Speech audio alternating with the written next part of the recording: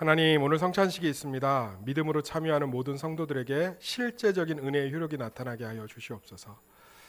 주님의 살을 먹고 마시는 한 가족이고 주님의 식탁에 참여하게 하시는 특권을 주시니 감사합니다. 이것이 오늘 우리 이 세상을 살아가는 힘이 되게 하여 주시옵소서. 예수님의 이름으로 기도드렸습니다. 우리 밥 좀 먹읍시다 라는 제목을 가지고 말씀을 좀 살펴보겠습니다. 한번 따라해 봅시다. 밥 좀 먹읍시다. 먹고 사는 거 되게 중요하죠. 밥 먹는 거 되게 중요합니다. 근데 그래서 우리 삶을 들여다보면 밥을 가지고 정말 많은 것들이 표현돼요. 사랑을 표현하기도 하지요. 사위가 오면 뭐 잡아주지요? 씨암탉. 사랑의 표현 아닙니까? 달걀 낳는 닭이 얼마나 귀해요. 그죠? 씨암탉 먹어보고 싶은데 먹어본 적이 없어요. 씨암탉. 사위가 오면 씨암탉 잡아주는 거예요. 사랑한다는 거죠. 마음을 달래주기도 하죠. 자녀가 힘들 때 엄마가 어떻게 해요? 자녀가 좋아하는 음식 만들어주지 않습니까? 된장찌개도 끓여주고 돈가스도 튀겨서 이렇게 주면서 마음을 좀 전하려고 하잖아요. 고난을 상징하기도 하죠. 고난당하면 무슨 맛이 없다고 그러죠? 입맛 밥맛이 없죠. 그래서 입맛이 없는 고난을 당한 사람은 진짜 고난이에요. 위로해줘야 돼요. 부를 표현하기도 합니다. 요즘 연봉이 얼마예요? 이러면 돈 많은 사람들이 이렇게 표현한대. 내 연봉이 한 1억입니다. 2억 이렇게 표현하면 없어 보이잖아요. 제가 멋있는 글이더라고요. 먹고 싶은 것을 고민하지 않고 먹을 수 있습니다. 이게 부에 대한 표현이래요. 저는 엄청 고민하거든요. 쿠폰 어디서 안 주나 막 이런 거 따지고 이래서 시키는데 생각해보니까 너무 부러워요. 먹고 싶은 것을 고민하지 않고 먹습니다. 이런 일터의 부의 축복이 임하기를 소망합니다. 그러면 좀 옆 사람 많이 사주세요. 알겠죠? 하나님이 축복을 주셔서 먹고 싶은 것을 고민하지 않고 먹는 정도가 됐습니다. 좀 있어 보이죠? 하나 배워두세요. 월급이 얼마예요? 치킨을 마음껏 사 먹을 수 있을 정도는 됩니다. 이렇게 그렇구나. 권력을 의미하기도 한데요. 측천무 있죠? 중국의 여자 황제, 엄청나게 악한 여자죠. 한 번 음식 먹은 음식은 다시는 안 먹었답니다. 그래서 똑같은 음식을 만들면 무조건 그 자리에서 요리사의 목을 참수했대요. 대단하지. 근데 이거 어떻게 똑같은? 그래서 그 중국 요리가 엄청 개발됐대요. 그러니까 중국이 저렇게 요리가 다양한 이유가 뭐냐? 측천무가요. 한 번 먹은 음식은 절대로 못 올리겠답니다. 대단해. 오래 살았거든요. 저는 이 요리사가 아닌 게 너무 감사해요. 목이 한 10번은 날아갔을 거예요. 다 먹고 사는 게 똑같죠. 그죠? 근데 어떻게든 만들어내야 되는 거예요. 권력을 상징하기도 하죠. 성경도요. 이 밥을 통해서 복음의 풍성함을 정말 많이 표현하려고 예수님이 애쓰셨어요. 오병이어의 기적. 물고기 2마리와 떡 5개가 예수님 손에 붙들리니까 5,000명이 먹고 12광주가 남잖아요. 얼마나 풍성합니까? 할렐루야. 오늘 우리 삶을 예배로 이렇게 하나님 손에 맡겨드린 우리 사랑하는 성도들에게 일주일 정말 오병이어의 기적이 넘칠 줄 믿습니다. 그렇게 표현하신다고요. 또 예수님 요한복음 21장에 보면 낙심한 제자들하고 아침 드시잖아요. 그래서 위로하시잖아요. 네가 나를 사랑하느냐? 내 양을 먹이라. 내 양을 치라. 예수님 정말로 음식을 가지고 밥을 가지고 정말 많이 활용하셨어요. 오죽했으면 바리새인들이 예수님 보고 뭐라고 그랬죠? 먹기를 탐하는 자라. 그러니까 예수님 주구장창 드신 거예요. 누가복음 19장에 보면 죄인인 삭개오의 집에 들어가서 유하시면서 드시잖아요. 죄인을 사랑하는 마음을 함께 먹는 걸로 표현하기도 하고, 사도행전 10장에 보면 이방인들을 사랑하는 마음들을 이 구약에 금지한 음식을 먹게 함으로써 표현하기도 하고, 성경에요. 음식 빼놓고는 말할 수가 없어요. 하나님께서 이 음식을 가지고 정말 풍성함을 잘 얘기하고 있습니다. 제가 지지난주인가 어떤 성도한테 문자를 받았어요. 지금 보니까 그 성도 와 있는데, 목사님 설교가 너무 은혜가 되는데 너무 어렵습니다. 굉장히 근심이 되더라고. 어려운데 어떻게 은혜가 되지? 그래서 이 성찬을 어떻게 하면 쉽게 표현할까? 그래서 막 자료도 찾고 책도 여러 권 읽고 준비하는데 예수님께서 성찬을 식탁으로 표현하셨더라고요. 할렐루야. 오늘 식탁의 의미를 통해서, 먹는 밥의 의미를 통해서 오늘 성찬이 우리 가운데 풍성한 의미가 되기를 예수님을 축원합니다. 그래서 정말 이 식탁이 풍성한 뜻이 되기를 소망해요. 이거를 고신대 이성호 교수가 진짜 책에 잘 표현했더라고요. 제가 읽다가 은혜를 받아갖고 성찬이라는 책에, 제가 이 교수님 되게 존경해요. 실제 제 교수님이시도 하고 이분한테 제가 배웠거든요. 성찬은 천국을 경험하는 풍성한 식탁이다. 한국 교회가 성찬을 그리스도의 순환에만 너무 집착하다 보니 성찬이 주는 본래의 풍성함을 놓쳐버렸다.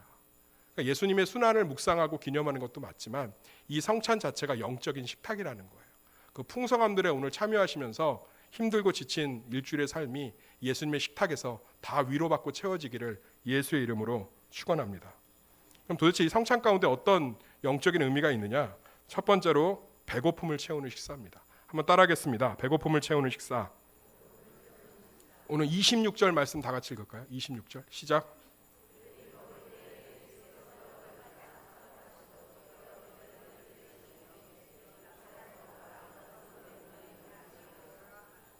우리 삶은 배고파 있지 않습니까? 아니요 목사님 저 밥 먹고 왔는데요. 그게 아니고 영혼의 배고픔이 없으세요? 이 폴 트루니에 제가 참 좋아하죠. 폴 트루니에가 현대를 살아가는 그리스도인들에게 여러 가지 배고픔이 있다고 얘기하고 있어요. 첫 번째가 존재가 아닌 가치로만 평가하는 세상 속에서의 배고픔. 이게 무슨 얘기냐면 시험 못 보면 미운 거예요. 일 못하면 미움받는 겁니다. 그러니까 존재가 귀하잖아요. 근데 뭔가 결과가 없으면 그 가치가 없으면 그 사람한테서 별로 그 사람을 쓸데없이 여기는 거예요. 야구 선수도 1군에 있으면 되게 멋있어 보이는데 2군이라 그러면 불쌍해 보이고. 이번 우리 기말고사 성적들 나오지 않았습니까? 한 2, 3일 정도 자녀를 어떻게 됐어요? 막 구박하고 혼냈잖아요. 성적 보고. 너 도대체 원인이 뭐야 막 이러고. 그렇죠? 가치로 본 거예요. 존재로 안 보고. 여기서 오는 배고픔이 있다는 거예요. 저도 그래요. 그 있어요. 두 번째가 내 마음 하나를 어디 알아주지 않는 외로움. 내가 힘들어서 얘기하는데 별로 그렇게 관심이 없는 거예요. 나 요즘 외로워 그러면 사람이 다 외롭지 막 이러고. 나 요즘 회사 안 가고 싶어 그랬다면 그러면 회사 안 가고 뭐 먹고 살래 막 이러고. 우리가 듣고 싶은 말이 그 말이 아니잖아요. 나 회사 안 가고 싶어. 그래 좀 쉬어. 당신 고생했어. 막 이래야 되는데 나 회사 안 가고 싶어. 그럼 이혼하자 막 이러고. 그러니까 뭐 어디 마음 둘 데가 없는 거 마음 둘 데가. 거기서 오는 갈급함. 노력의 결과가 헛되이 돌아오는 것에서 오는 배고픔이 있대요. 폴 트루니에가. 그렇지 않나요? 열심히 노력하는데 빚은 하나도 안 갚아지고 이자만 늘어나고 죽겠잖아요. 어떻게든 이거 하나 메꾸면 저기가 터지고 이거 하나 갚으면 저기가 터지고 그런 노력하는데 몸부림치는데 우리 삶의 결과가 얻어지지 못해서 속상하지 않습니까?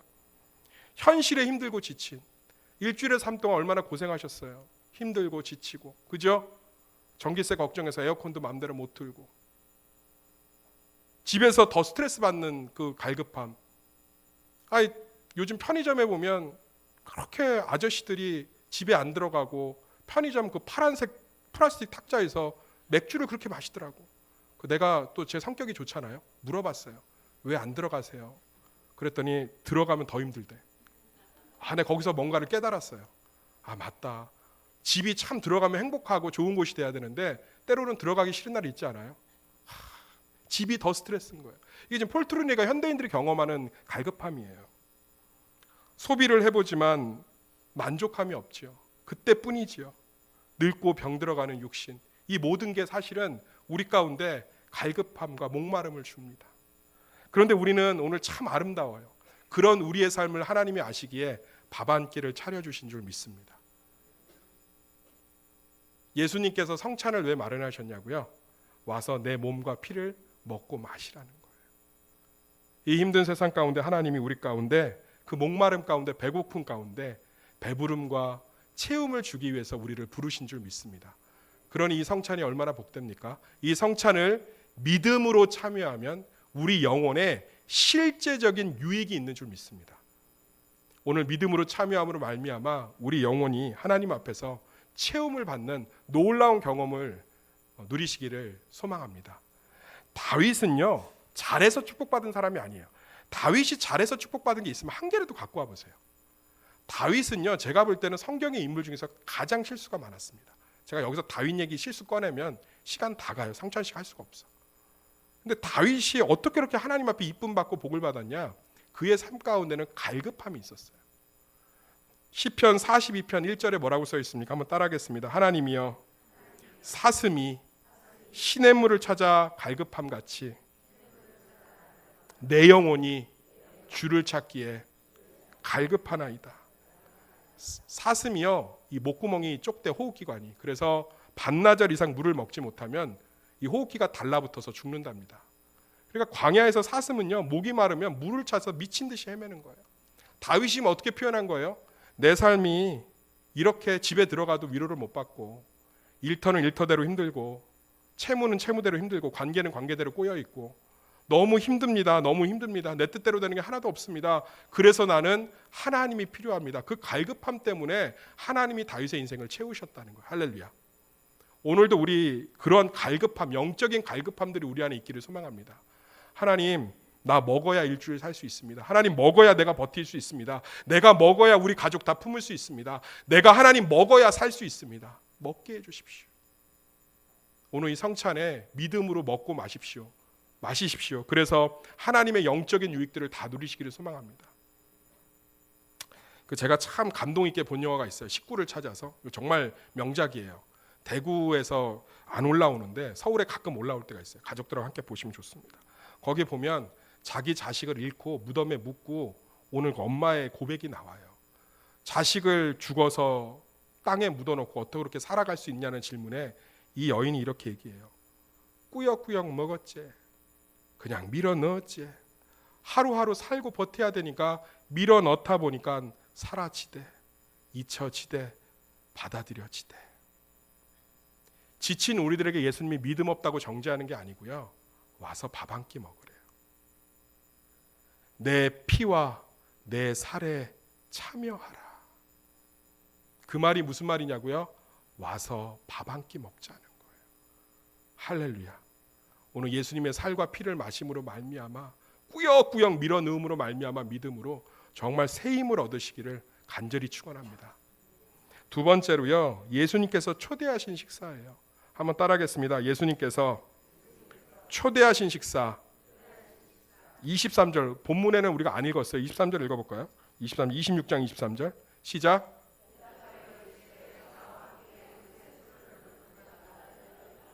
예수님이 이 최후의 만찬을 베푸신 6월절이 예수님 못 박히기 전이잖아요.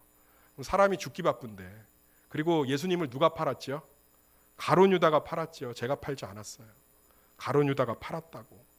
그런데 오늘 예수님이 뭐라고 얘기하냐면 이 떡을, 이 빵을 이 잼에, 이 초에 같이 찍는 자가 나와 팔리라. 이것은 예수님이 가룟 유다의 죄를 만찬하에 드러낸 게 아니고요. 끝까지 가룟 유다가 회복하길 바라신 거예요. 할렐루야.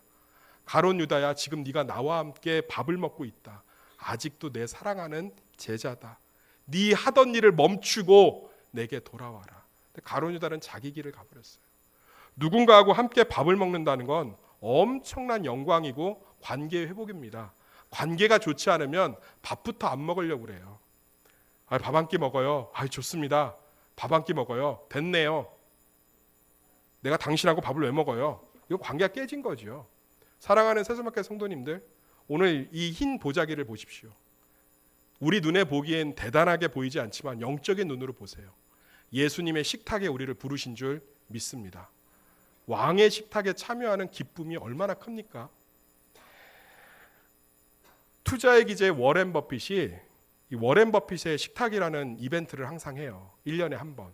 거기서 이렇게 자기하고 밥 먹을 수 있는 1대1, 밥 먹을 수 있는 기회를 경매에 올려요. 그래서 경매의 낙찰금을 가난한 이웃들한테 다 기부합니다. 아주 유명한 행사예요. 2022년, 2023년 아직 안 했어요. 워렌 버핏과의 식사 1대1이고요. 그 안에서 서로 대화하는 건 다 비밀이에요. 얼마에 낙찰됐는지 아세요? 246억. 246억에 워렌 버핏하고 1시간 남지도 않은 만찬을 먹는 식사가 낙찰됐어요. 중국의 부자가 낙찰했거든요. 물어봤다고. 너 왜 200, 근데 246억 놔주면 좋겠는데. 나는 워렌 버핏 안 만나도 돼, 이거 주면. 그래서 궁금하잖아요. 저도 물어볼 것 같아요. 아니 246억이나 주고 그 사람하고 밥 먹을 이유가 뭐냐? 워렌 버핏 입에서 나오는 말 한마디가 246억을 2460억으로 만들 수 있습니다. 그러니까 그 1대1 동안 질문하고 대답하는 건 다 나오는 거예요. 만약 워렌 버핏하고 식사하시면 무슨 질문하겠어요? 우리 뭐 뻔하죠. 삼성전자를 살까요, 팔까요? 뭐 어디다 넣을까요, 말까요? 워렌 버핏이 다 말해준다. 그럼 이게 어떻게 될지 모르는 거잖아요. 그래서 이것이 가치 있다 이런 얘기를 하더라고요. 사랑하는 세수마켓 성도님들, 워렌 버핏의 246억의 그 말 한마디에 걸만한 식탁보다 이 식탁이 못해 보이십니까? 이게 우리의 특권이고 자유예요. 할렐루야. 하나님의 성찬에 참여했다는 건 끝났다는 거 아닙니까? 왕의 식탁에 참여했다는 건 어마어마한 거예요. 할렐루야.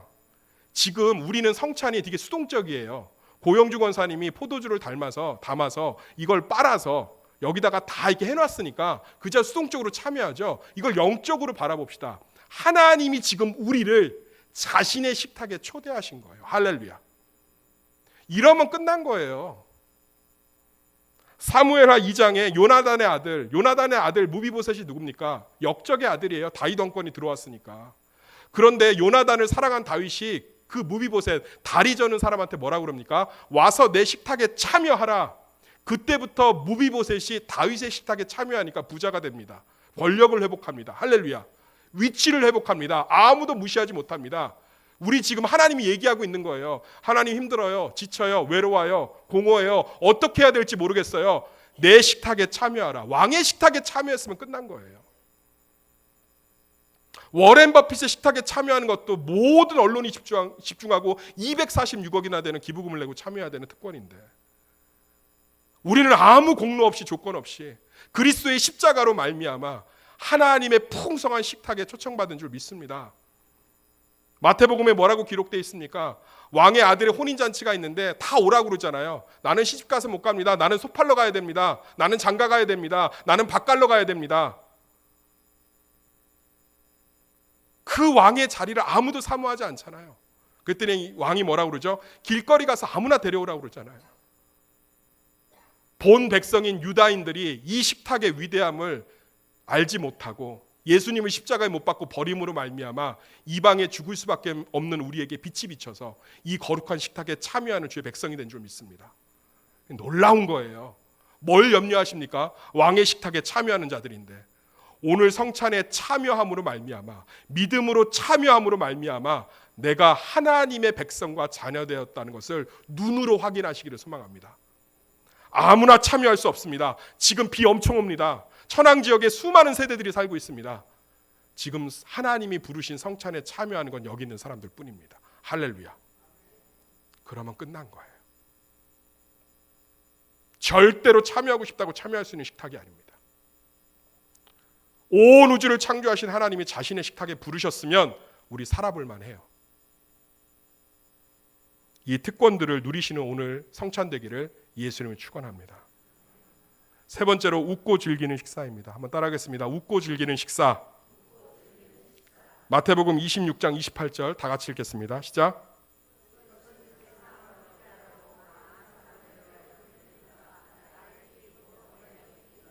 할렐루야. 죄의 문제가 해결됐다는 증거가 뭡니까? 우리가 성찬에 참여하는 것입니다.